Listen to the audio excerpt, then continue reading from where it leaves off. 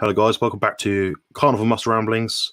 Let's Build Carnival Muscle, live Q&A, session number 61, with myself, Jonathan from Carnival Muscle, and Nicole at Former Fat Girl. How are you doing today, Nicole? I am Ducky. You're welcome, Rick. No, I'm good. It was a pretty relaxing weekend. I edited up a video this morning, so yeah, it's been a pretty productive day. I have a live stream for members only at 6:30 p.m. Eastern Standard Time tonight, and I'm going to be doing a fun giveaway in celebration of Christmas. So if you are going to be in my chat during this stream and you are a channel member, hopefully you'll be there tonight so we can spin the wheel of names and figure out who's going to get my fun Christmas gift. So I'm looking forward to that. Very exciting. I would participate if I was awake, but I'm probably not going to be. Maddie was up all night last night, so I slept basically on... We've got a big bed, obviously, because Sophie's heavily built, lots of muscle. And myself, I'm big, I'm 6'1" sort of thing. But Maddie in the middle as well is like... It's too much. So last night, although she wasn't too bad, like kicking me that much, but it's just space, when you're consciously lying like that, it keeps you awake. So yeah, we're pretty shattered, but I may be up later. I don't know. If I can hop on, I will. Well, I just noticed a short butter girl. So Jerome, Jonathan and I were talking backstage. I think Jerome played a funny trick on me because I showed up backstage and this was my display name. So figured I'd just leave it. So apparently today I'm short butter girl. Thanks, Jerome. Yeah, so as far as I know, he's the only person that can actually modify those other than me. So very interesting. But yeah, he's probably listening back to this, like laughing his head off right now. Jerome's got a good sense of humor, and I think it doesn't always show through on camera kind of that much. But when you get to know him, he's a lot more funny, and he's certainly charismatic, definitely. All right. So we're going to do questions today, I believe. Questions relating to nutrition, exercise, and health. Carnivore, low carb, keto, I don't really care. Whatever you want to ask us, please let us know in the chat. Super chats are prioritized, of course, in which case send me a dollar or two or a pound if you've got a British pound to spare. That's always helpful. Yeah, and also if you do get the chance to later and perhaps you're from the US or you're awake at midnight perhaps, check out Nicole's channel for the live video on her channel member section, of course. So perhaps we can update everyone what's gone on this week in terms of like YouTube content creation. What have you been up to the last week? I know you've been pumping out videos like mad, so what's going on? Yeah, I'm just trying to catch up. Unlike you're always so ahead, but yeah, I was pretty behind. So I have a couple reaction videos and I'm starting a new series. I don't know the frequency of upload, probably every other week. I'm trying to mix in lifestyle content because for me, it's fun. It allows me to be creative and it's a break from reaction videos. I like reaction videos. They're fun. They're funny. I know people enjoy them. I enjoy them, but it kind of gets redundant after a while. So this kind of helps break it up. So I'm doing a new series, 5 minutes or less. I did one that's coming out later this week on why I hate the scale. I did one last week. So that's going to be a new series. I don't know how long I'm going to do it for. So probably once every other week. And then the other weeks, I plan to do kind of like day in a life, kind of like I just did a what I eat in a day type thing. So cooking, food, kind of behind the scenes sort of stuff. So that's kind of what I'm toying with lately, I think within the last couple of weeks. So that's an update on my channel and I guess what you can expect. And hopefully it'll draw in a broader audience who likes me for me and not just what types of foods I shovel in my face. Yeah, that sounds like good fun. I noticed as being a content creator where you try to put out lots of educational content, people don't buy into you as much. And because you're trying to uphold a certain standard and quality of your videos where you're, quite, well, I try to be as precise as I can be, try to go into the details as much as I can, as long as it's relevant. People sometimes forget you're a real person. So sometimes I think these sort of live streams, the Q&As are a bit more real, a bit more realistic of like what person's like. We're not exactly correct all the time. We're not absolute robots that can just do it all. But yeah, my goal is to get some slightly fresher content out. So the YouTube channel members of mine will know I released a video a few days ago, maybe a week ago, and that was a carnivore bodybuilding high intensity training workout. So that's a little novelty for you guys if you happen to have the chance to watch that one. Otherwise, it's going to air to the public, I think, this weekend or sometime soon. I don't know, but I'd recommend checking that one out. Other videos. Yeah, you did a so walking video too. You I kind of walked. like, yeah. Yeah, I did a video why you aren't building muscle on the carnivore diet. And these are just things that I've noticed with a lot of people. So it won't be extraordinarily new to you guys, but when you listen to what I'm saying in that video, think, well, that actually applies to me. I'm not doing this, I am doing this. So definitely relevant in that case. But yeah, so today I was looking after Maddie, 1.5 years old, 19, 20 months nearly. I managed to find time today to record 3 videos. Just a heads up what they are. One is a recipe video, one is a critique video, and one is an informative video. So the usual suspects, really. But check out those ones, definitely.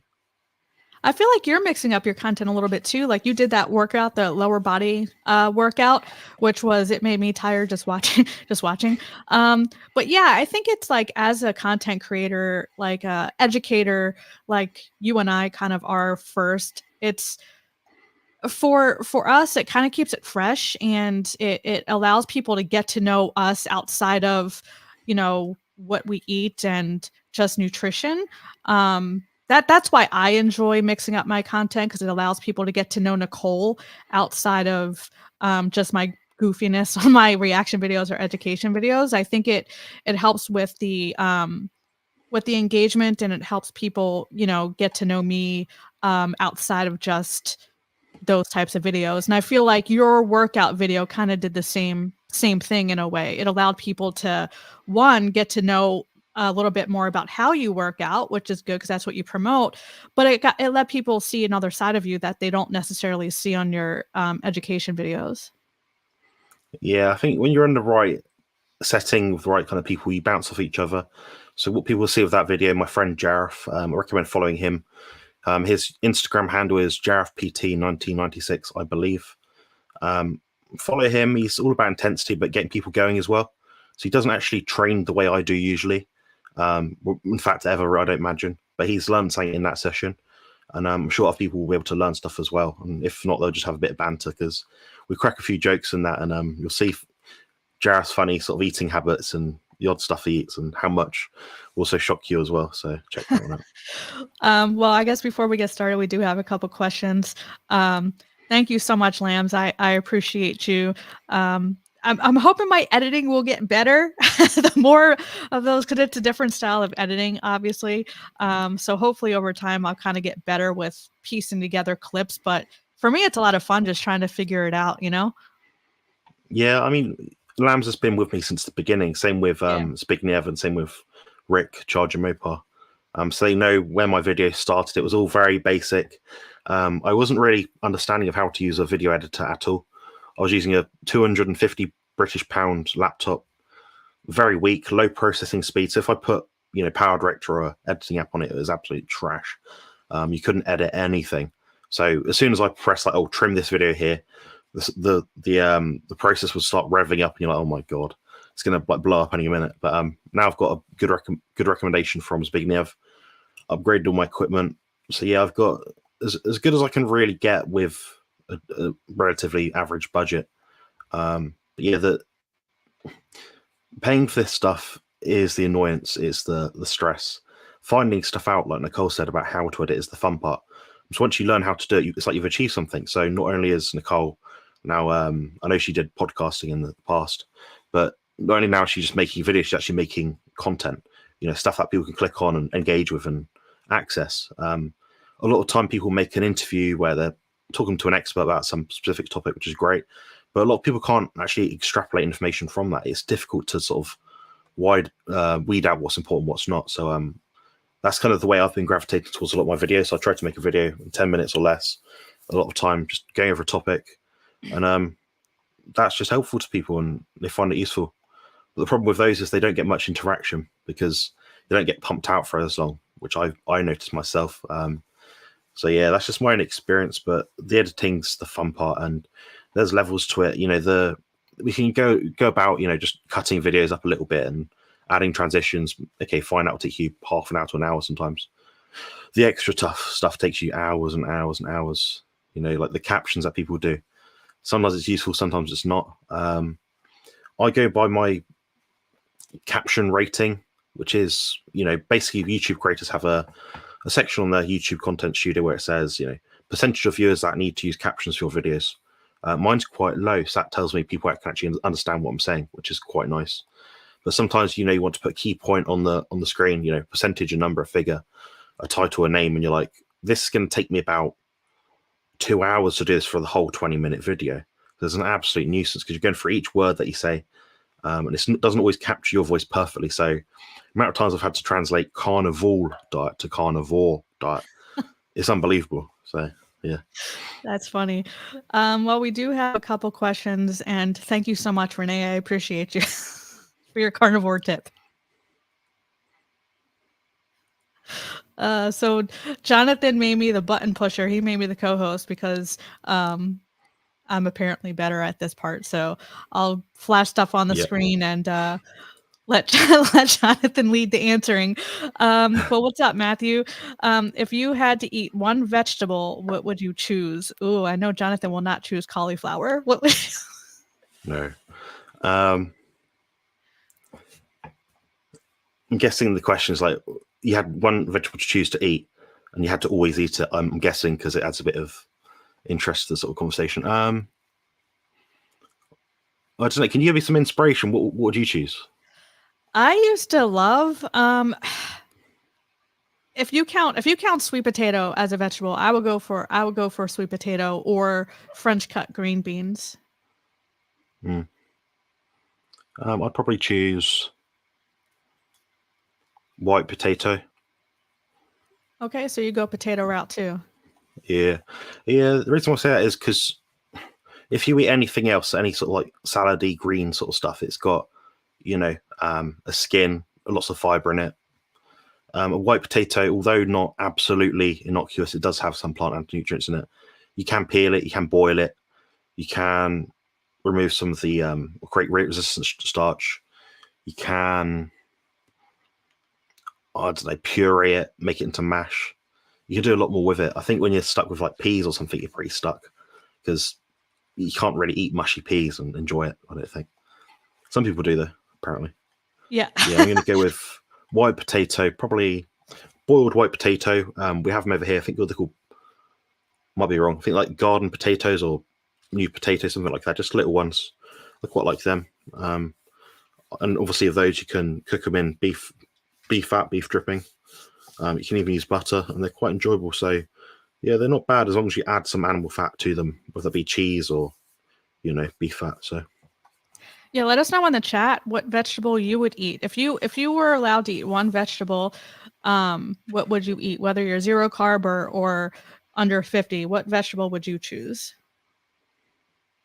yeah, I'll be keen to hear as well. All right, Daryl, what raw milk would be a decent pre-workout drink?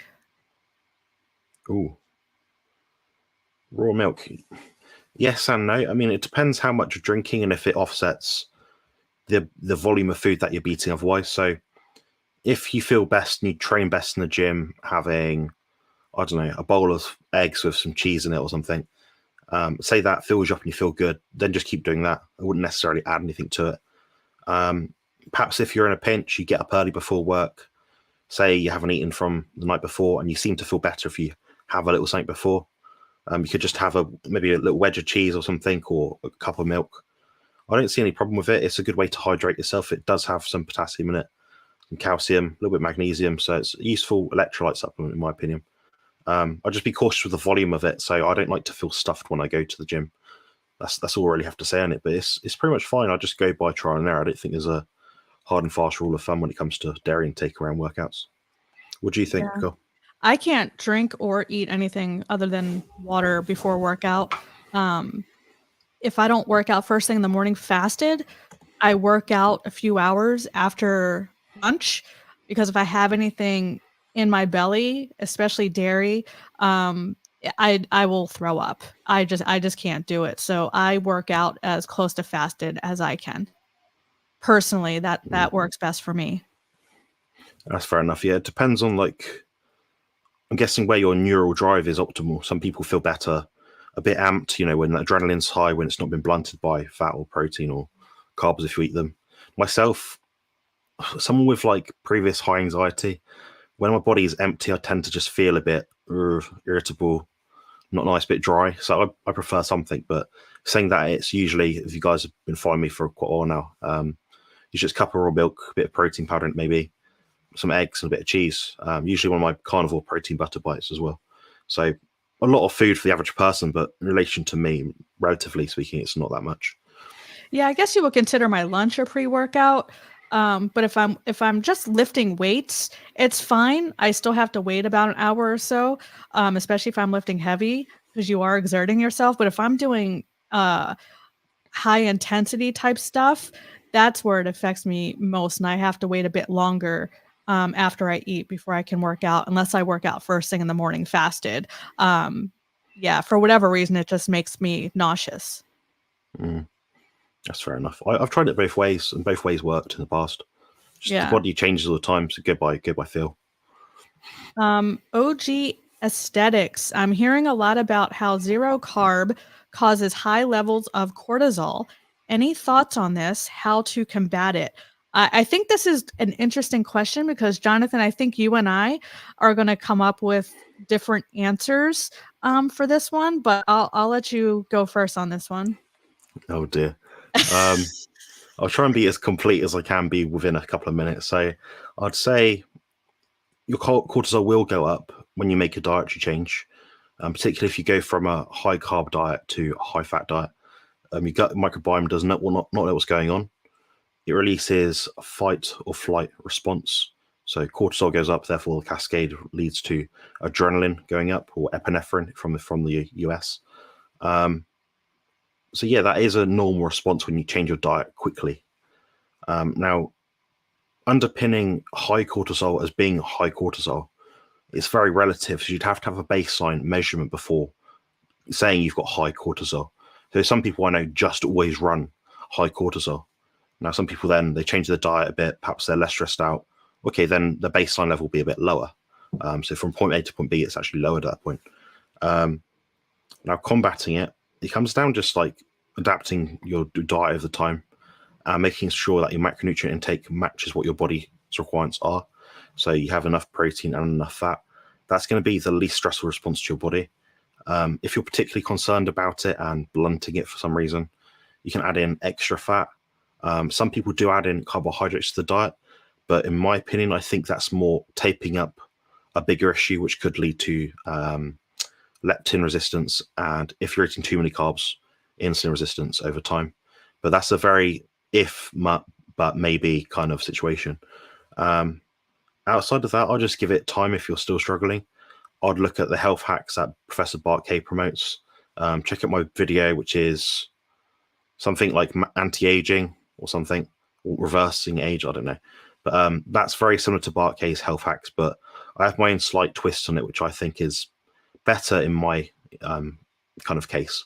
So someone that bodybuilds, someone's more focused about building muscle. Personally, I'd avoid fasting. I'd avoid deliberately trying to cut off eating windows. I'd go to eat to appetite, drink to thirst, salt to taste. Nothing revolutionary there. But yeah, I'd probably look at trying to find the underlying cause as well. But you'd have to have a baseline measurement to understand that you are low on cortisol because of the zero carb diet. That's all I'd probably say. But what do you think, Nicole? Yeah, so you touch on, because you knew I was going to touch on leptin a little bit. So yeah, that's the thing I was going to mention, because I know Jonathan and I did a bit of digging, and there is conflicting information, and he and I kind of disagree a little bit on this part. Is yeah, if you have leptin resistance or whatever, if for a lack of better words or phrase to say that, then carbs can produce more of a leptin response. And I talked about this in a previous video, specifically when it comes to female, for women. But outside of leptin and the a deeper cause on cortisol, The only reason in my opinion, a zero carb diet or any diet for that matter will cause or raise your cortisol levels is one if you are chronically under eating and your body gets stressed because it needs fuel that you're not providing it. So if you're under eating, if you're not eating enough, which is easy to do for some people on eating zero carb, because fats and proteins are very satiating. And most people have a hard time, depending on how many meals you're eating a day, eating enough food in one sitting if you're eating zero carb. So that's one way. Another way is if you are zero carb and you're consuming excess protein and getting that excess gluconeogenesis effect, like raising your glucose levels. Each time your glucose level spikes, especially if it spikes um, constantly throughout the day, you will produce a cortisol response naturally. That's what happens physiologically. Your glucose goes up, insulin's released. Depending on the situation, cortisol also raises, adrenaline, all these things happen. So it really depends on what the root cause is. I wouldn't say it's because of a zero carb diet.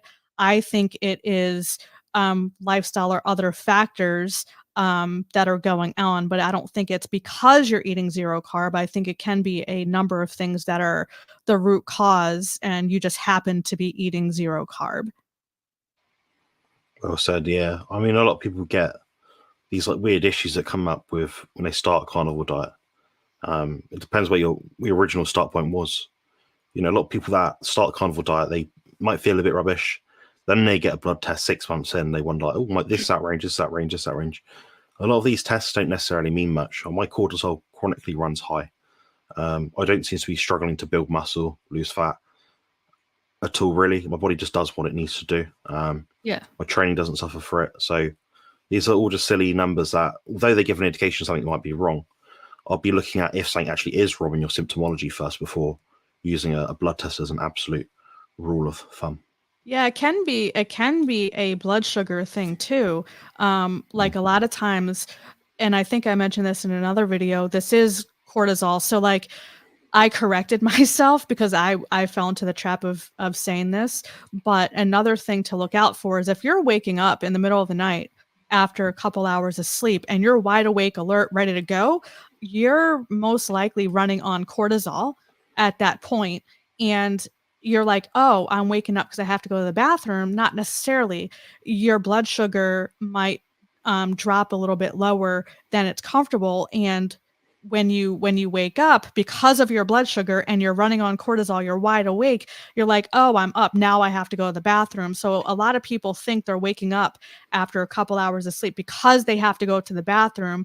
I'm not saying this is always the case, but it could be that you are having a blood sugar issue that is causing you to wake up, and you're wide awake and alert because it's producing a cortisol response. So sleep plays a huge role in that too, and it could be a blood sugar issue that is then by default causing the cortisol issue. Your body's trying to stay in homeostasis all the time. It's not running high cortisol for the sake of it. It's doing it because something is either, something is probably wrong if you get symptoms of it and your blood test suggests it's high. So yeah, that's probably why I'd look, and Nicole's spot on, I think. Lambs. I had a college a colleague who plays trumpet. We nicked him Trump. He played in a marching band. In what setting are you playing your brass? Oh, the wording of that, Labs.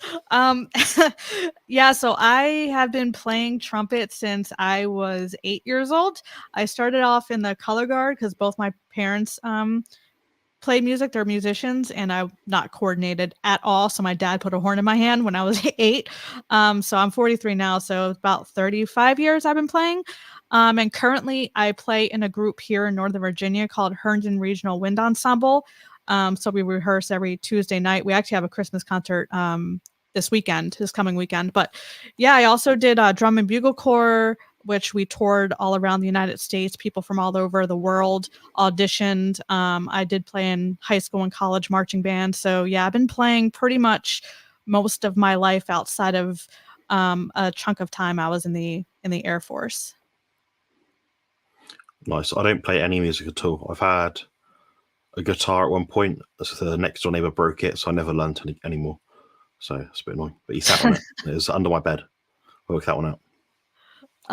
So we did have some people answer. So Rick, of course, potatoes are nasty unless fried in tallow. Yeah, they're not great on their own. They need help. Would never eat a vegetable. Oh, some people aren't playing along. That's sad. I would eat banana leaves. Okay. Rick would eat something. I would go with the French cut green beans too with new potatoes. That's funny. They're not bad. I mean, some of these things just upset my stomach. Like the green beans, the runner beans, beans for me just don't work, so I wouldn't want to eat them. Yeah. They don't necessarily bother me. I mean, I don't eat a ton of them either. I'm sure if I ate, more every day, maybe over time it'll bother me, but the amount of times I ate them even before eating this way never really bothered me. Just an avocado. I know it's fruit. I know. I would go for an avocado too. Neither here nor there with those. Really? I just couldn't really care less. No, I mean, I'd eat it and just think, oh, or something. Like if I was out at a restaurant, it was like you can have a chicken salad, and there wasn't pats of butter, so the only fat source was avocado. I'd have it just so I wouldn't be so hungry. Yeah. Yeah. Well, what vegetables did you eat before going carnivore? What did your diet look like? In terms of actual whole vegetables, it was mostly white rice. That was about it. I didn't really eat anything else. There's lots of pasta sometimes with a bit of cheese, usually like the low-fat cheese. Loads of Haribo. My main source of carbs was probably Haribo at one point. £1 or $1 pizzas. Oh my god! Like one of them each meal with like a chicken breast on top of it, stuff like that. See, my diet back then was weird. And I think about it now, I'm like, how do I eat that much volume of food? At one point, I was eating 3.5 kilos of food per day. Jeez. And drinking like 8-9 liters as well. It's easy when you're eating a ton of carbs, though. It's easy to eat all that food. Yeah, definitely. Oh, Matt said cooked courgette. What is that, Jonathan? What is that? A bit like a zucchini, a bit like a cucumber. Okay, I like zucchini. Not bad. He also said bananas are my favorite fruit, even though they are sugar bombs. Yeah, they are pretty good because they're sugar bombs. Yeah, I can tolerate bananas and I can tolerate mangoes, and that's about it. Everything else, if there's too much fiber in it, my stomach just churns up and it's like no. So. I like mango. I like honeydew. Melon, and melon. Melon's fine as well, actually. Yeah. Oh, what's up, Bob? I know I'm taking over Jonathan's stream. I'm over here interviewing him. Yeah. Oreos instead of statins. Did you see that video? No, what's this about? I didn't see. So yeah, someone chime in the chat, Matthew. What? I didn't see the video, but I saw a couple people made videos about that. I think there was.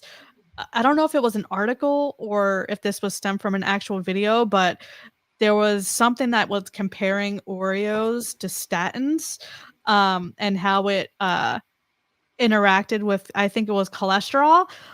Yeah, correct me if I'm wrong, Matthew, but is that about the premise of it? Because I didn't watch any of the videos. I just saw that they had videos on it and a couple people reacted to it. Interesting. Well, Oreos are void of cholesterol, I believe, because they're vegan. They are vegan. So are dark chocolate peanut chews. Weird.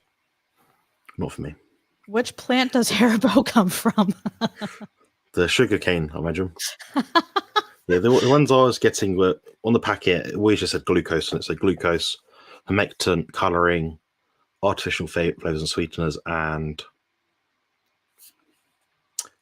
usually pectin, or it'd say pork gelatin or beef gelatin.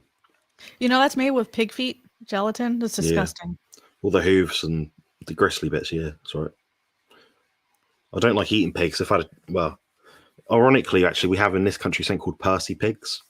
So they're in a store called Marks and Spencer, which is quite a premium sort of grocery store, you might call it.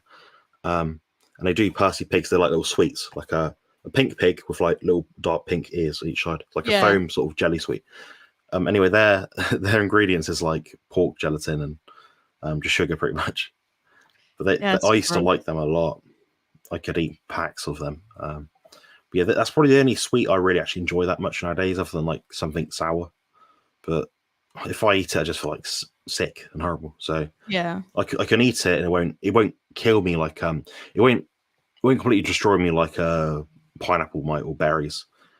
I still feel some inflammatory effect, but it won't mess me up as much. So Yeah, berries don't bother me. I primarily yeah, stick with the blueberries and raspberries, the lowest of the sugary fruits. But yeah, berries don't bother me. Pineapple's hit or miss with me.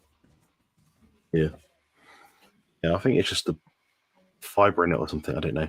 Something just sour, like acidic. I don't know. Makes my stomach churn. Yeah. Rick, I asked you to send me some avocados.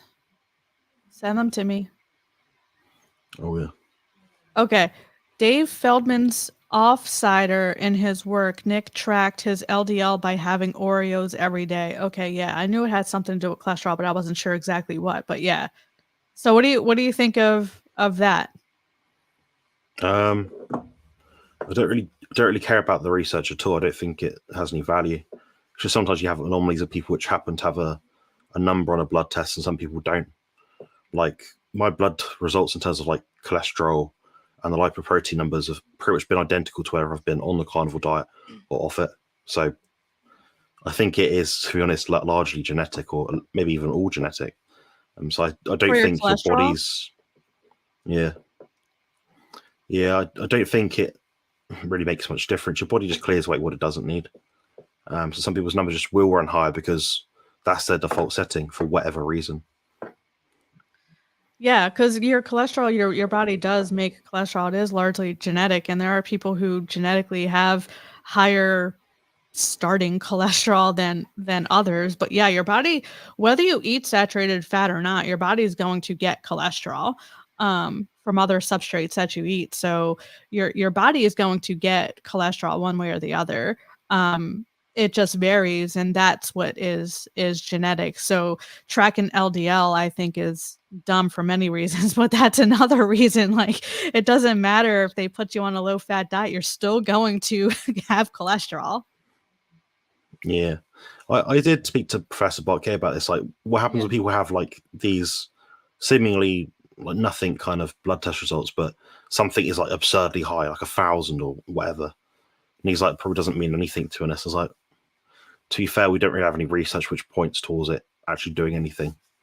So until a load of people come out under this guy's camp and say, I've got LM, mate, child, whatever it is, until they'll come out and say, oh, I've died 20 years younger than I was meant to, I don't think we've got any. I don't think we really say anything about it. I think it's just a waste of time, Yeah. as unscientific as that sounds. Scott says he found over a period of several weeks that his LDL went from up in the 300s down to about 110. So what do you think Mm. of that? Do you think consuming, and I know we have another question in the chat, but do you think consuming a carnivore diet, so say your genetic, I guess, cholesterol setting is, we'll say, 200, and then you go to a carnivore diet, and over 6 months you get tested and it's 300. Do you think that, I know you don't think that is an issue, but how much of an issue do you think that plays? So, say David Feldman ate Oreos and his cholesterol went down. So, how much do you think genetics do play a factor in that? Do you think it plays as much of a factor as we think? Like, what do you make of that? Eating Oreos, your LDL goes down. Eating, obviously, saturated fat, cholesterol, your LDL goes up. Do you think it makes a difference?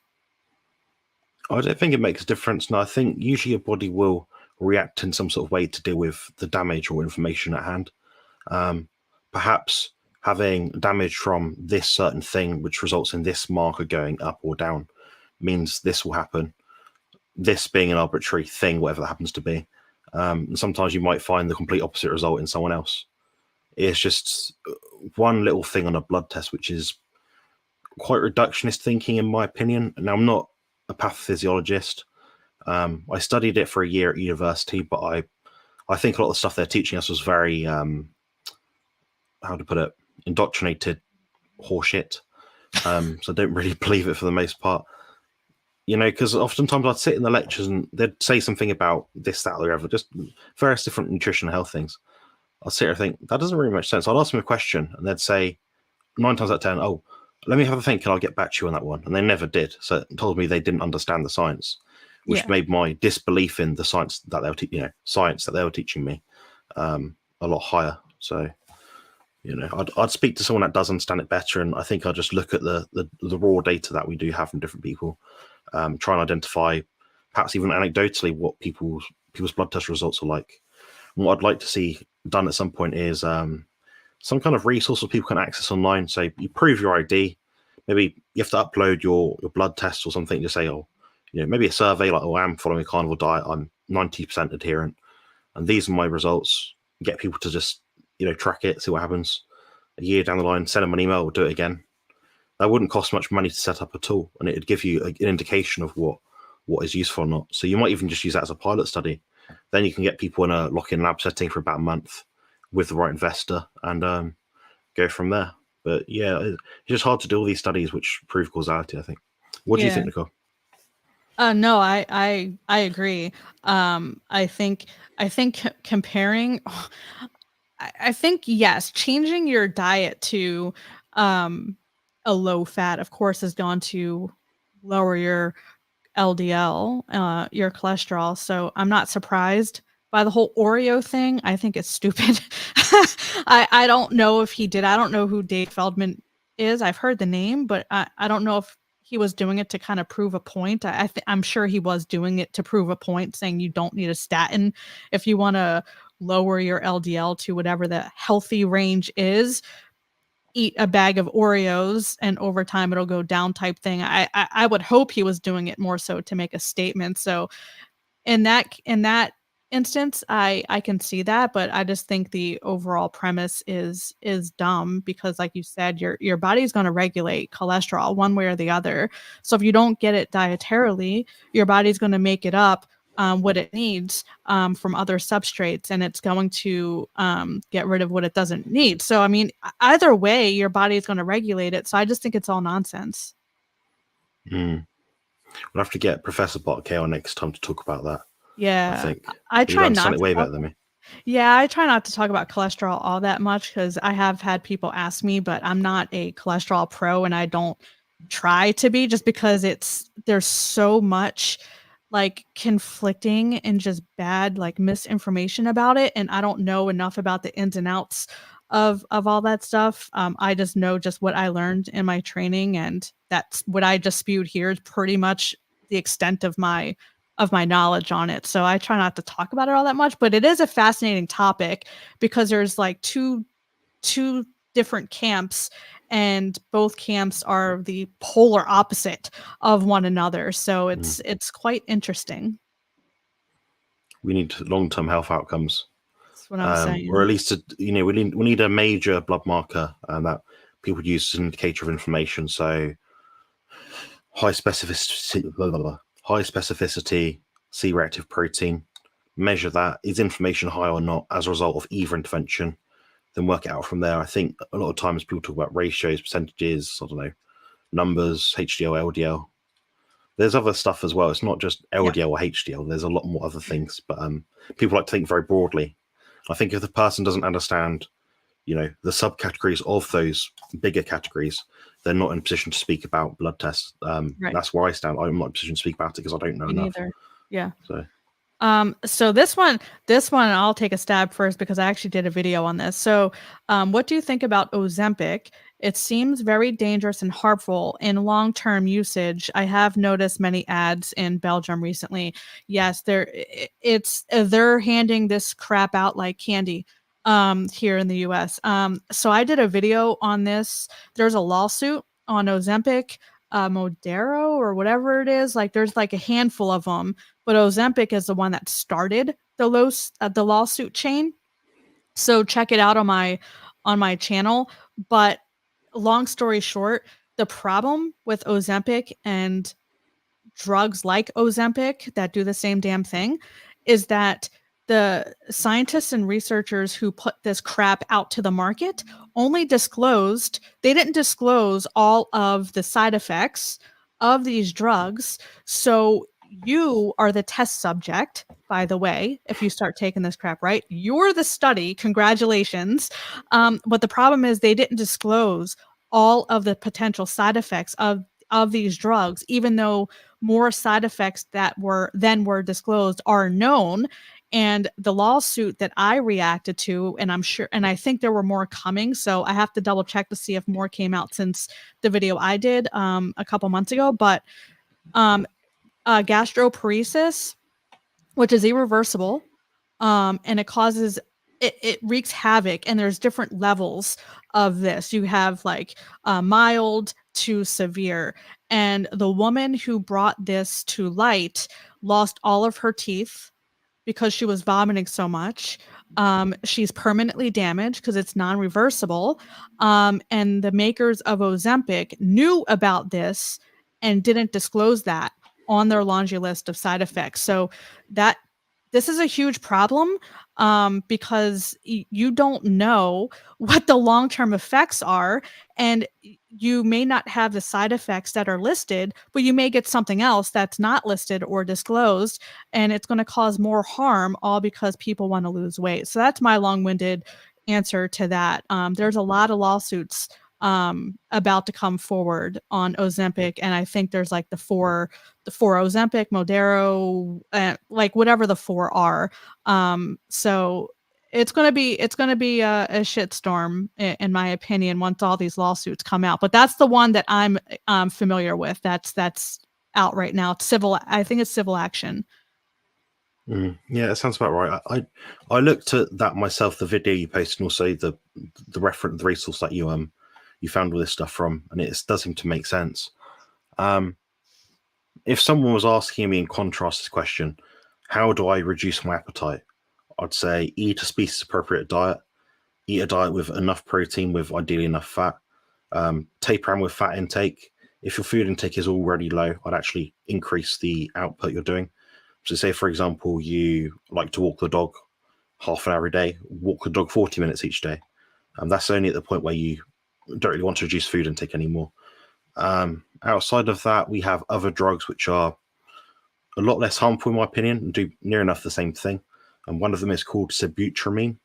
That is accessible in a lot of places, but a bit harder to get in some places. So it depends where you're in the world. Not prescriptive advice, not medical advice, but it does do the job it says on the tin, which is to reduce appetite. When it comes to GLP-1 agonists, they prevent the light conductivity happening within the digestive system. So that means a cell signals to turn on and off and produce different hormones related to the circadian rhythm actually don't activate. So although you get the effect of this happening, something else will happen downstream. And that's the problem with, again, the reductionist thinking. Turn off this one gene or turn on this one signal, and this will happen. But as we know from different things, there's a peptide out there called... Actually, there's a different thing. There's something out there called MK677. So it's a growth hormone secretagogue. It increases ghrelin, which means your cortisol will immediately run a little bit higher. It can lead to insulin resistance if you use too much. But the idea is that you'll increase your growth hormone level slightly. Well, you'd achieve the same thing just by not eating, I don't know, every 3 hours throughout the day. So there's always an underlying mechanism. So people like to hammer it with this one thing, but there's other angles you can take it. Now, personally, I wouldn't use that drug myself, and I wouldn't recommend anyone else use it. Even in life-threatening situation, I'd still not recommend it. So that kind of tells you how bad it is. But the main thing I'm thinking of is the side effects that Nicole explained, and also the conductivity of light in terms of the frequency that has to be emitted between the cells of the body in order to turn on certain hormones through certain genes. Yeah. What's up, Cassandra? Thanks for dropping in. Hope you're having a good day at work. And what's up, Brenda? Brenda from Kentucky came in. Nice to see you. But I did highlight a couple comments. So Renee, crickets and cockroaches will bring down everyone's cholesterol. Did you see that article? Oh, I don't know. I don't read much anymore. So Tyson's, I think it was Tyson's. Oh yeah. You saw that one? So Tyson's partnered with, I don't know, some cricket producer. I don't even freaking know. And they're going to use insects as natural ingredients. And I think it was for pet food. I think, Renee, I didn't read the whole article. I think Renee said it was for pet food, but I don't know. We already have lab grown meat. We have a restaurant near me in the DC area that's starting to, that FDA approved to sell lab grown meat, specifically chicken, just chicken, and beef is, I guess, coming next. But yeah, we're having lab grown meat. Now we're having stuff injected or infused with insects. And I think Carnivore Truckers sent me something about a grape, like taking all the nutrients out of a grape or whatever and taking cells of something else and infusing it. I don't know. Our food system's becoming wild. It's like the wild, wild west. Yeah, I mean, I don't think you see many people, indigenous populations, actually eating loads and loads of plants and stuff, and not plants, insects and thriving. I think it's more of just like, oh, there's a load of ants in this little nest. There's nothing else to eat here. It's better than nothing. Yeah. I think it's probably a net negative to all this sort of stuff. It's crazy. I did try though. I did try them though, must admit. Wait, you did try what? I did try different insects at university in third year. Like eating them? Yeah, so they were like cardboard, like dry, like weird. Oh. Not pleasant. Not something you think, oh, that's enjoyable. You didn't get a signal to your brain saying it was good food. Put it that way. I had someone I grew up with. He ate a live frog. Like literally, it was alive, and he just like shoved it down his throat. That was, I almost vomited. That was the nastiest thing I've ever seen. So hopefully, the insects you ate were dead. They're definitely dead. Please, I think they were. Yeah. Thank God. I don't want to picture insects trying to like crawl out of Jonathan's mouth. Imagine a thumbnail out of that, like. Rick says Nicole is going to roast that vegan snakes oil salesman soon, right? Yes, Jonathan and I are going to do that together. We're going to do that the first week in January. We're scheduled to do it, but yeah, it's his anti-aging video. I don't know if Jonathan watched it, but I don't watch any videos all the way through that I react to. So I just saw like the first couple minutes, and it was some green smoothie as the first way to reverse aging. So yes, Jonathan and I are going to react to that one coming soon to a YouTube channel near you. Oh yeah. Matthew says there's an experiment going on to see if Oreos are more effective. Yes. Than statin. Study being carried out. Okay, Nick Norwitz. I recently just became familiar with him. Are you familiar with Nick, Jonathan? Yeah, I've heard of him. Yeah, I think there's so many limitations to this sort of thing. One of the most obvious things to me is someone will spend a lot of time researching a specific topic. And oftentimes these researchers, scientists come to find doesn't actually lead anywhere. But they spent so long invested into that topic, they can't give it up. And I think I'm going to make a prediction now. That's where it's going to end up being. 10 years down the line, people will know better, I think. Yeah. Matt also says the higher the LDL, the better, as long as triglycerides are low. I think, wasn't there a study that came out about that too? Jonathan, do you know? I read so many different studies. It's unbelievable. A lot of the time, it just seems like a wash to me because I can see two studies with similar study design, and they get opposing results. And I'm like, I'm left clueless. I can't interpret it any better than that. Yeah. Yeah, let us know if you have any questions. We're coming up on an hour. Like I said, I just hijacked Jonathan's stream, but that's what he gets for making me co-host. But we're coming up on an hour, so definitely let us know if you have any questions. It could be about anything. It can be about chocolate-covered grasshoppers, exercise, anything about nutrition that we're able to answer. But yeah, let us know in the comment section below. Yeah, absolutely, definitely. Trying to think what I've got a video coming out soon, actually, which I'm looking forward to. I can't remember which one it is. But you're But I looking know it's forward to really it. good. I know it's really good. I enjoyed making it. Yeah. That's funny. Well, we do have where to go. Cast Iron Carnivore, what's going on from England? That's a good country. Yeah. Yeah, England. Yeah, Good country. never been. My husband's been. I've never been. I want to come. I want to go when it's not rainy season. Do you have a non-rainy season? No. Yeah. If it's sunny, it'll be sunny for like, you might get 2 or 3 days where it's hot, it's quite hot. Other than that, it'll be a bit cloudy, a bit grey, raining. That's depressing. You notice of all the countries in the world I've been to, I'd say this only country you go to and the mood is very, very, very low. People are just fed up. It's not a happy place to live, definitely not. But it does have probably the in my opinion, probably the best history Yeah, globally. I do in terms of love like your the history. span That of in time. Rome. Yeah, it's got a lot of history. Like I'd say what you might call modern history. So the last couple of thousand years. We've got Stonehenge. We've got very, very, very old castles and churches. We've got forts, old bridges, very interesting laws that date back like hundreds of years. I think there's a place in Wales where you can go where if you shoot someone on a bridge on a certain day, it's legal, but you have to use a bow and arrow. Something like that. It's a law that's never been changed, but they just left it for some reason. We have something like that here in Northern Virginia. I think it's near where I used to live before I met my now husband. But it was if it's a Sunday or on the courthouse steps, something like that, you're allowed to beat your wife on that specific day in that specific location, and that law is still on the books today. That's pretty cool. I told my husband, try it.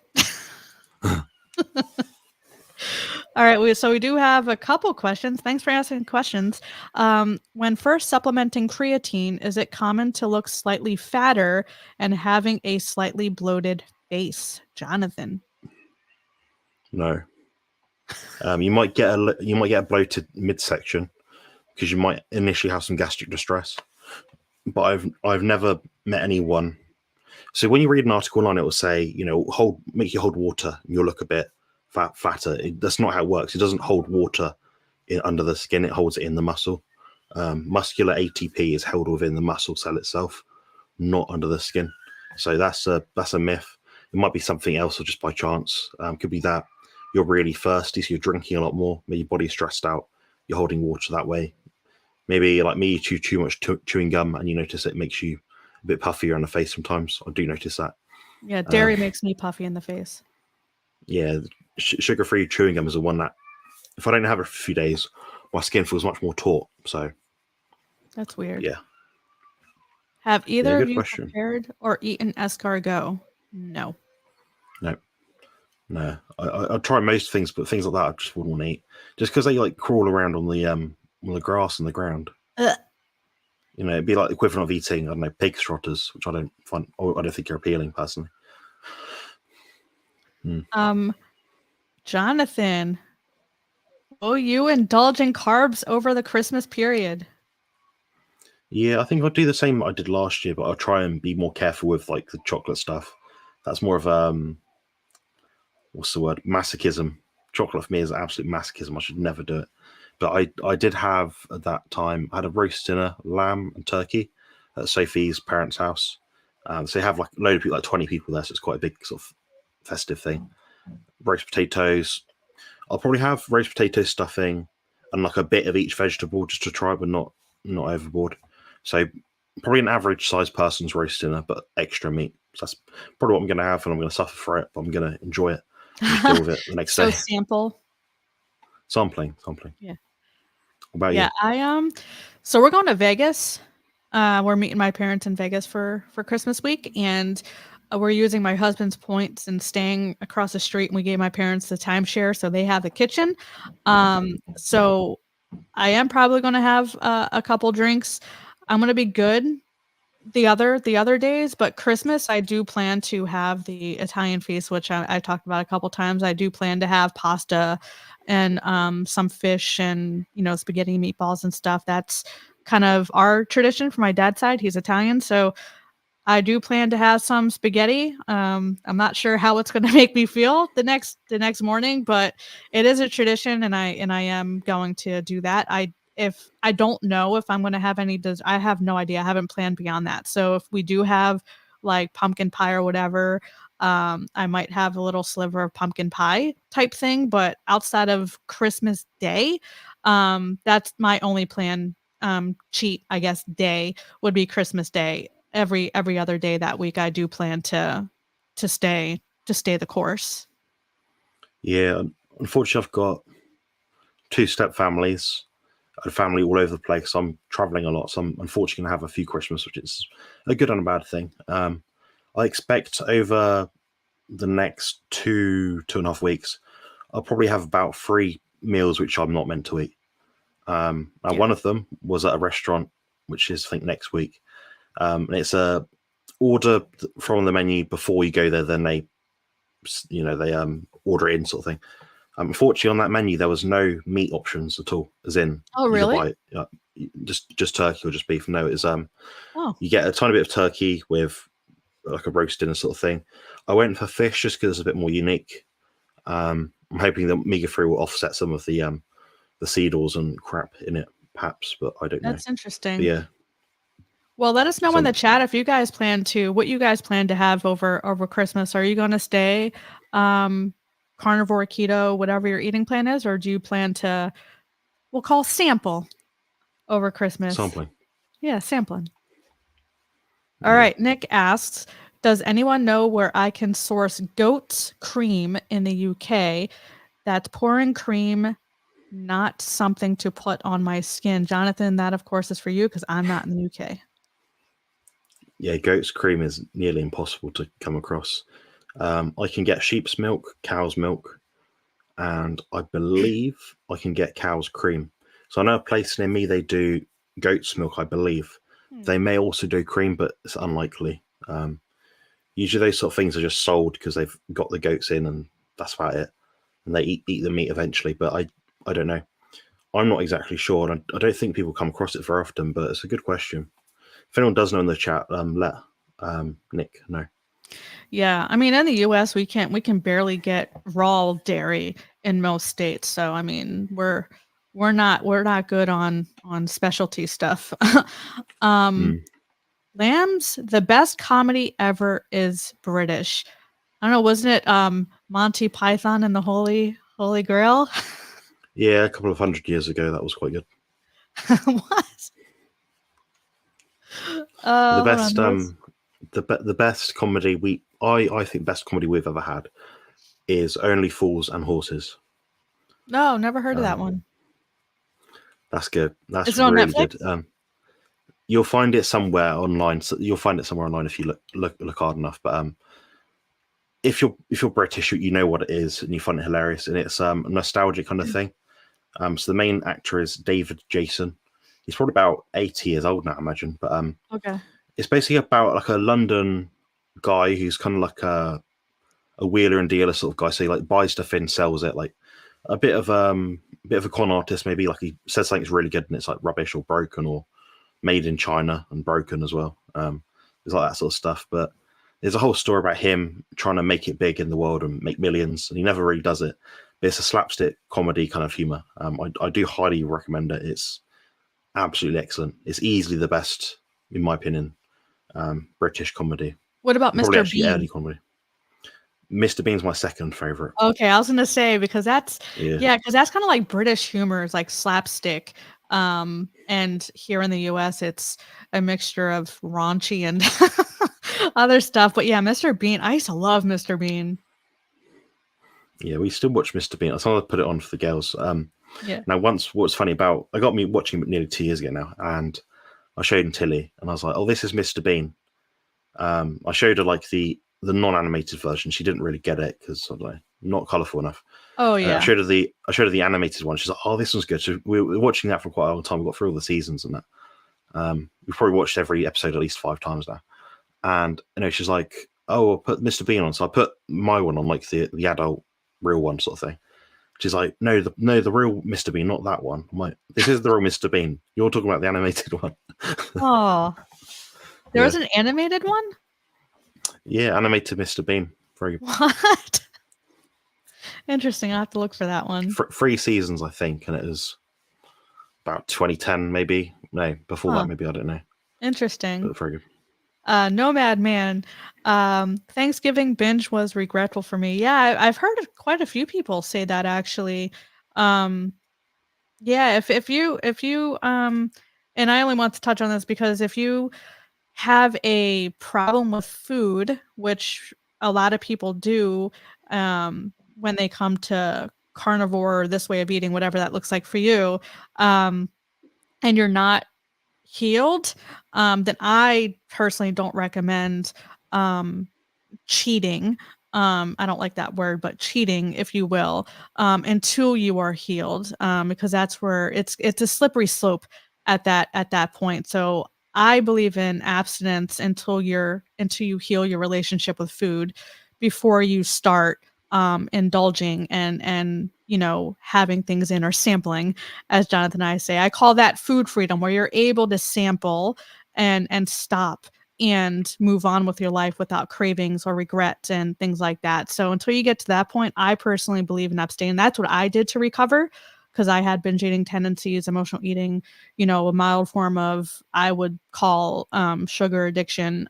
So that's what I would recommend if you are struggling with things like that, where you go overboard and you binge and things. I would abstain until you're completely healed and you got your mindset right, before you start doing things like that. Yeah, binging's a slippery slope for a lot of people. This will sound a bit strange, maybe a bit. I don't intend to be condescending or insulting to people, but a lot of people that come to like the carnivore or keto sort of way of eating, they usually tend to be quite extreme people. They've had extreme health issues, so they use an abrasive maximum elimination diet sort of thing. So oftentimes they'll binge purge without even realizing it. So I think the key here is understanding yourself, being able to abstain it, and also finding a way eventually to be able to moderate from it. But if you're not out of that cycle yet, where you're still sort of thinking about like, oh, this weekend I can have my cheat meal, cheap dessert, adding in all these like bogus foods, then that's where you're going to slip up and get into problems. I recommend a consult with Nicole as well if you're interested in that sort of thing. You do have issues. If you want to get it nips in the bud, get in touch with her. Check out her content as well. Yeah, I appreciate that. Yeah, I am educated in emotional eating, so I deal with that quite a bit with my clients and of course with myself. So Cassandra, who is my Apex Odyssey, hopefully she will be coming on my channel at some point within the next few months when she's comfortable. But we've been chatting a lot offline. Why do carnivores often recommend bacon but not other pork? I like bacon, but not other pork as much. Curious if there is a nutritional reason. What do you think, Jonathan? I think it's mainly just accessibility. If you go to pretty much any shop, you can easily get bacon. Over here in the UK, it's very easily accessible. I imagine the same with the US. You can put it in a pan, fry it up. It cooks in its own fat near enough. It's a fattier meat. It's got a good ratio between protein and fat. That's my main thought. Now, other types of pork, in terms of high fat pork, is going to be your pork belly. That can be a pain in the ass for people to actually cook and like put together in a nice kind of palatable way. So that's why I think they're not having that as much. Outside of that, pork chops, pork loin, I don't know. I think people just go for what cooks quicker sometimes. Now, obviously, a ground beef mince or thin slice of bacon will cook a lot quicker than a joint of pork or a joint of lamb. So that's why I think people do it. I think these sort of things as well taste better when they're warm and cooked, not reheated. So that's probably why I'm guessing that's the case. But what do you think? Yeah, I was gonna mention like pork chop. Like sometimes I'll buy pork chops just to mix it up, but a lot of times it's cheap So you're coming at it from an affordability standpoint too. And like Jonathan said, the fat content, most people who cook bacon save the grease in a can and use that to cook in. Yeah, so they save the bacon grease. So you're kind of maximizing your dollars, I guess, using bacon, and it's pretty versatile. You can mix bacon in with anything, but I think it's just a personal preference. There's nothing wrong with any of the other pork products that Jonathan mentioned. I think it's just bacon's easiest to cook. It's relatively cheap. A lot of people save the bacon grease to cook in later, so it kind of goes a longer way than other like a pork chop. Like I wouldn't save the juices from a pork chop in the same way I would save the bacon grease. So I think it's just versatile and you get more out of it. Absolutely, definitely. Yeah, there's, like you said, there's nothing wrong with eating pork, unless you've got some sort of weird intolerance to it. Be careful with nitrates. Be careful with sugar. Yes. Try to get it unsmoked, maybe if you're that concerned about it. But I think you're going to get 95% of the benefit just having any kind of bacon over a packet of, I don't know, Oreos, for example. So.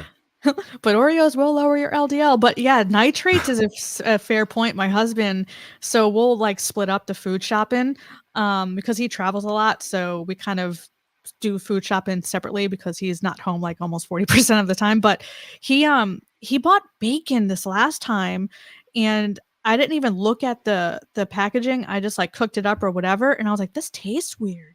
And I was like, dang, it has nitrates in it. So I threw it out. But yeah, I made him aware of that. But yeah, just be careful because a lot of the bacon products, at least here in the US, a lot of them still do have nitrates in them, and you can taste the difference between that and the non-nitrate filled bacon. Yeah, I think the nitrate thing's like it could be bad. It might not be that bad. Yeah. I think that the dose makes the poison. Are you talking about like spinach or beetroot nitrates versus bacon? They're gonna have a lot more, so it's gonna be worse. Yeah. So yeah. So like Lamb says, going back to Cassandra, it's a difference in fat content. Yeah, and it's versatility too. And Sean's here. What's up, Sean? Did you notice my name that Jerome changed? There it is. Oh, okay. So it is on Netflix. Going back to that show you mentioned earlier. Yeah, I'll have a little gander myself, actually. And then mentioned BBC. Are you looking at Netflix? Yeah, let's check on the mobile. British did raunchy comedy Benny Hill for. Oh, I do like Benny Hill.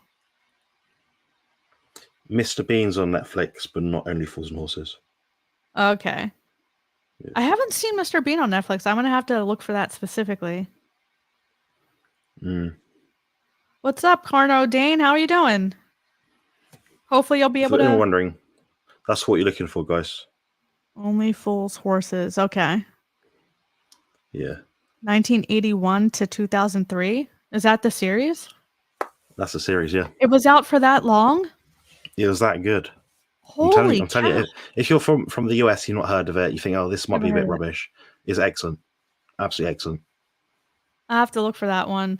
Carno Dane, hopefully you can make the members only live stream tonight. I'm opening up to all the members tonight. Christmas giveaway. It's 6:30 p.m. Eastern Standard Time. If you're able to make it. You have to be present to win. Let's see. Very good. I think you might have a super chat as well. Yeah. Yeah. I think that's from Ben. Ben, yeah. Thanks for the super chat. What strategy to maintain muscle mass on a cut? My take on it is pretty much the same as whatever allows you to recover properly between sessions. So you look at your logbook, say you're getting 10 reps with 100 kilos. Say next time, maybe you've given it 4 days rest in that movement. Between, say you're doing it Monday, you've done chest press. Thursday, Friday, you've done chest press again. If you've got weaker, you're doing 9 reps and the technique's gone down. Okay, well, maybe you're either cutting too hard or you're not giving too long enough between workouts. So I'd actually give it another day. So rather than Monday, Thursday, The next week, assuming the same sort of time scale, Monday, Friday, or even Monday, Saturday. Usually it's a case of like just lowering the frequency, but still putting out the same intensity. So I think that's key. That's the best way to keep muscle on, is to provide the same stimulus you gave it to have that muscle in the first place. Yeah. Outside of that, it's your protein intake, enough fat, not being in too steep of a deficit. There's a lot more. Nicole, what do you think? I'm going to have another think and see what I can come up with. Oh, as far as maintaining muscle mass recovery, not overtraining. Yeah, so not overtraining and recovery. So recovery, in my opinion, is the more important part than what you do in the gym, because that's where the gains happen. Or you can kill your gains by not giving yourself enough recovery, overwork your muscles, and then they poo-poo on you. But yeah, that's I like hitting on recovery because I feel like not a lot of people hit on that. They just talk about everything but the recovery piece. Absolutely, yeah, definitely the recovery is the key. I did think of something actually. Got to try to remember what it was.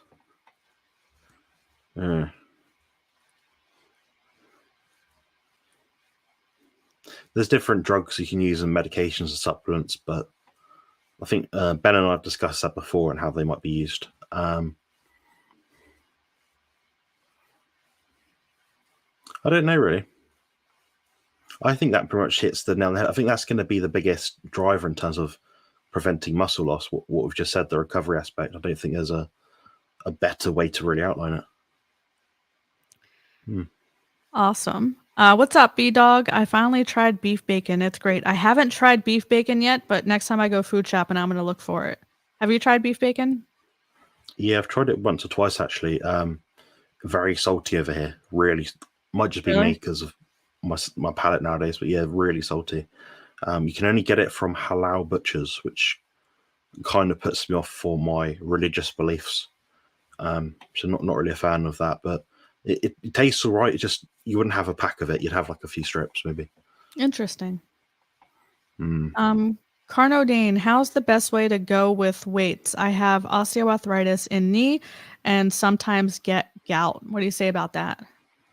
I'd say buy the ebook. Save yourself the stress and buy the ebook. For anyone who doesn't know, my website is compositionconsultant.com. If you go onto the top of the tabs page, it will say coaching and plans. And on the bottom of that, it will say new ebook, carnivore bodybuilding guide, or beef up carnivore bodybuilding Bible, something like that. It retails at £16.99, which is about $21. I undercut the competitors in this field that have created an ebook by about $1, just to make sure I'm the cheapest on the market. But the quality is absolutely impeccable. I'm pretty sure of that. I spent a long time writing that with Jerome, so I know it's probably your best bet. Outside of that, I look at the videos I have produced specifically for this kind of thing. Jerome and I have made videos on training through illness, training through disability. Check those out. They are on my channel. They're about 5 to 6, maybe 7 months old. Main thing is just being careful with recovery, like we said in the last question. Low inflammatory diet. Do movements that feel comfortable and safe, that don't cause you pain. If you're really struggling, add in isometric training. That's probably what I'll probably look at. But like I said, all that is covered in the book, and there's a lot of detail. The key point for you is identifying your recovery, measuring your recovery. Therefore, you're not overdoing it, and you're in a situation like me where you can train 2 hours a week, but I can't train any more than that. If I train 2.5 hours a week, do 2.5 hours worth of sets in the gym per week, I don't recover very well. So that's the key. That's definitely the absolute key. Yeah, and I think so. Itis is inflammation. So when I have a lot of inflammation in my knee, in just my one knee, I have all the itises: arthritis, bursitis, tendonitis in my one knee. I've had 2 knee surgeries on the same knee. But I will say the longer you eat this way, I don't want to say the arthritis will reverse, because I don't know if mine's reversed. I haven't gotten any MRIs or whatever because that stuff's expensive. But I will say it's dormant. It doesn't bother me. I don't have pain when I lift. I don't have pain when I go up and down stairs, et cetera, et cetera. So the longer you do this, hopefully the inflammation will start to go down and the discomfort will start to subside. But outside of that, there are, if it doesn't subside, then there's not a whole lot because it's not, I guess, reversible, so they say. But I would talk to a physical therapist and have them give you some strengthening exercises and all that stuff as well. That's really helped me specific with the knee, because I've dealt with that for over a decade. It's really helped me. I do a lot of band work. I do a lot of hip work. So I don't focus on the knee specifically. I focus on my hips, my quads, and things around my knee to strengthen my knee, my strength. And you definitely want to do some hip work, some glute work, core, and stuff like that. But yeah, I would at least do a couple sessions with a physical therapist to get good rehab and recovery exercises, to see if that helps. But hopefully, the longer you eat this way, the inflammation will go down, the discomfort will go down, and it'll start to kind of ease up and be a little easier to be mobile. The longer you do this, that's been my experience so far. Yeah, there's so many angles you can take of it. Like Nicole said, if you are going to see a PT, see someone in person, someone that Yeah. can see how you move. It's not going to be enough to just consult with me or even my friend Jerome Armstrong. Jerome's an absolute god when it comes to injury and rehabilitation, but he can't put you through a workout or a movement unless he's there. So that's the problem with the stuff online. But I definitely seek out professional help. Yeah. And he also said he's going to snag your ebook. So awesome. Yeah, I think it's worth it, definitely. Matthew said nitrates are great for nitric oxide production. No need to worry about them. Yeah, there's definitely mixed stuff on nitrates. I don't know. Yeah, I looked at this myself because I did initially think that as well. If your body can take nitrates from the food you're eating, if you're eating like vegetables and things, or the water you're drinking, how is it going to be damaging? I think the proportion of nitrates in your body could be significant. So, for example, if you're drinking mineral water, which we know will have some nitrates in it in most cases, it's going to be a milligram level. Yeah. Now, if you're having spinach, beetroot, there's going to be hundreds of milligram level. So I don't think it's absolutely harmful. I don't think it's absolutely harmless. I think sometimes when you put something in your body which it's not used to dealing with a day in, day out, or historically or ancestrally, I think that's where you might have somewhat of a problem. It's not going to break the bank, but if you're a purist, so when I make these claims like, just do this, it's more for optimal health, in terms of like not giving your body an additional stress to deal with. But I don't think it's going to kill you, like I said. So Hallelujah, we're not going to die. yeah, So, we're going to die of nitrate poisoning. So, and unless Jonathan has something else to talk about, are you okay having this be our last question, or? Yeah, I think we'll make this last question. It's been quite humorous today and entertaining, definitely. So have you tried turkey bacon? Jonathan, have you? Yeah, we have it over here quite a lot. I have it, but it's just a bit dry, salty again. You can get the old unsalted stuff, but I still find that just hard to chew. I'd have it in place of bacon if I had to have some sort of bacon, but it's not something I'd really go for just because it's so lean. If I'm going to put anything in my stomach, it's going to be as fatty as possible because I just don't feel good eating lean meat, Yeah. I What about used you? to eat a lot of turkey bacon, chicken breast, like I didn't eat beef really, or steak or any of that stuff. I can count on two hands in my entire life how like red meat. And I didn't really eat pork. It was mostly turkey bacon and chicken breast and the lean stuff. But now that I've eaten mostly red meat and regular bacon now, yeah, I definitely prefer regular bacon. I'll get turkey bacon every once in a while just to mix it up a bit, but I definitely prefer regular bacon over turkey bacon. But I always thought turkey bacon was healthier than regular bacon because that's what they promote in Yeah, nutrition school, if you will. Like lean and green is the way to go. So that's why I always ate the breast and the turkey bacon and stuff. Now that I'm eating this way, yeah, it's definitely more flavorful as a regular bacon. I had a girlfriend back in 2015, and her mum thought, "Oh, he doesn't eat pork or bacon. He's staying for the night. We're going to cook a big breakfast, so I'm going to get him turkey bacon." I was like, "No, it's just I don't like bacon. Like, I don't think. Yeah, I don't eat pork, but also I just don't like bacon that much." But it's funny sometimes you'll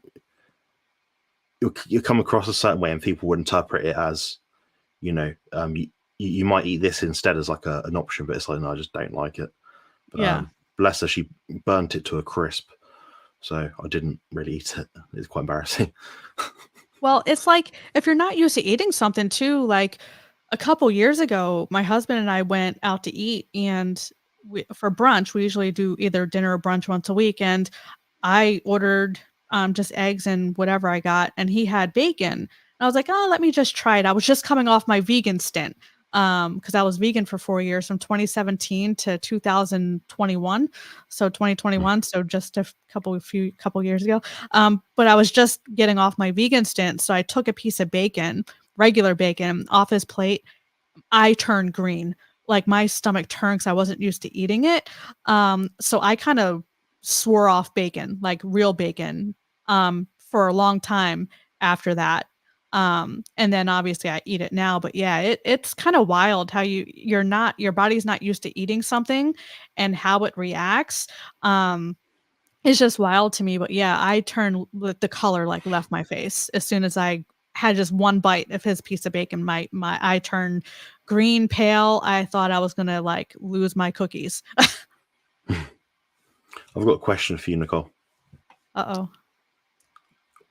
Which number of lounges do you have in your house? So I Which know number you're of in one of what? your lounges. Lounges. What do you lounges? Yeah. What do you mean? We use a different word over there, don't you? Okay. Living room. How many living rooms? I mean, we just have one main. We have a Behind kitchen, you. dining. Huh? Behind you. Oh, in my video here? Yeah. Oh, just one. You've got the acoustics very good considering you've got such a big room behind you. It's I have a wall directly in front of me too in my real house. Sometimes it's hard to get the lighting right because literally I have my monitor and then wall. Um, but yeah, behind so it's like an office nook. So I have the kitchen like here, the dining here, and then the living room behind me and the spare room here. But I'm in an office nook right off of our dining area. So it's literally just an open area. So yeah, I'm never sure how my sound is, but there's not much I can do about it unless I get cardboard and just board myself in. Yeah, I think your sound's a lot better than 99% of people's, I think. Um, Mine's meant to be a bit more natural. Also, I don't like the thing. Surprise in my face. I find it really annoying. So I always keep that out of view. But yeah, like with me, I've got a wall to this side, wall behind me, and in front of me is just the bed, pretty much. So I'm literally in the corner of the room in like a desk with a bed in front of it. Yeah, so you're like it's Yeah. kind of like similar. Same sort of situation. Yeah. Yeah, luckily there's carpet and stuff like that. But at my place, I put down rugs, acoustic panels. You've seen it, green screen behind me. So it's as acoustically paneled as you can make it, I think. Yeah, we have hardwood. We have like a throw rug in our living room, but that's all the way over there. But yeah, we're just like hardwood. I have a whiteboard in front of me, but yeah, there's not much you can do with soundproofing this area. So There's nowhere to tack it, really. Yeah. no, unless I literally just get cardboard or something and just like wall myself in with like a cardboard box or something, but there's really no way to soundproof, unfortunately, because it's just an open area. Yeah, Jerome has this problem a lot. So for the people that are listening to this, you'll notice with Jerome when he's in the studio when he records with me on a Monday, here's literally like the microphone is like here, like as close to him as possible without being like here. And he's got a very echoey rung. Now, if he puts his microphone a foot further back, it's really echoey. It's quite hard to listen to. But yeah, there's always a key point. So you want as like much insulation as possible. So you don't want cardboard in front of you. So my microphone is pretty much unidirectional. So I have a piece of blue tack on the microphone. So when I speak, I aim it as close as possible to my mouth. Therefore, it picks up the sound waves the best. Now, I could put the microphone in front of me, but it's very imposing when I'm talking to people because it sounds like I'm in the room, like sat on them. So I don't do it. So I give it a natural feel. But like this? Yeah, it's just like that. Literally just like that. Yeah, but it depends. Like if you've got well-paneled, acoustic paneled room, not much echo, then yeah, you can have your microphone. In my case, my microphone's 10 inches from my mouth right now. So, but then other people like few people I won't say, but they have a massive room. Then the microphone's like there. That's just too far. It doesn't work. It just doesn't work. But Bart K does use a microphone like that. But his is like a shotgun approach. So the sound actually goes through almost like a tube, like a viewfinder. So he can have it that sort of way. Yeah. He does the best he can with whatever acoustic paneling he does have. So, it works. Yeah, it depends on the mic too. Like this is I forget what kind of mic they call this. It's specific, but if I put it away, like you can't hear me. Like I have to talk kind of, it has to be kind of close to me. It's like one of those where if you pull it away, you lose a sound. But if I use my Yeti mic, which won't work in my soundboard, I have everything running through that. But if I use my Yeti mic, it's good. But yeah, like you said, if it's further away, you can tell the difference. So that's why I kind of have it where it is now, because I think this mic sounds better in this type of environment. I don't like how it's in my face. I wish there was a way I can get it out of my face, but it is what it is. You can't do much. I mean, I can put the microphone so I actually have it down here, so out of view. So that can work, but then you need to have an arm, like a boom arm, to actually hang it out, put it down. So yeah. Invisible penis. Yeah, I was thinking that as well when I said it. Did you see that Bart? It took him like 19 hours to get home. Yeah, that's absurd, wasn't it? Oh. He didn't look that stressed out, all things considered. I'd be pissed off, like not just having to spend loads of money on airport food and rubbish that they have there. Terrible. I couldn't fast for that long. I wouldn't enjoy it. He was in the same spot in Hawaii that my husband was in at the same time. My husband flew back Tuesday, but yeah, they were on the same island. Yeah, that's pretty cool. Was that Sophie? Right. I think so. Yeah, we'll probably wrap it up now. I think Sophie's been doing my Christmas wrapping. No, the baby's been awake apparently, so she'll have to do it tomorrow. Yeah. Nice. Hi, Sophie. Oh, she can't hear you. Oh. Nicole said hi, Sophie. Hello, Nicole. She said hello, Nicole. Cool. Well, do you want to wrap it up? Yeah, I'll probably wrap it up now. I might try and put something on the screen just because I usually do it. But thanks for watching, everyone, and appreciate you tuning in. Listen to Nicole's channel, which is @FormerFatGirl. Subscribe to me if you have not yet already. I'm trying to get to 6,000 subscribers for no real reason, just other than it sounds better than whatever it is right now. So yeah, I appreciate that, and take care. See ya. And also subscribe to Muscle Mama Sophie. There you go. Apparently. All right, take care, guys.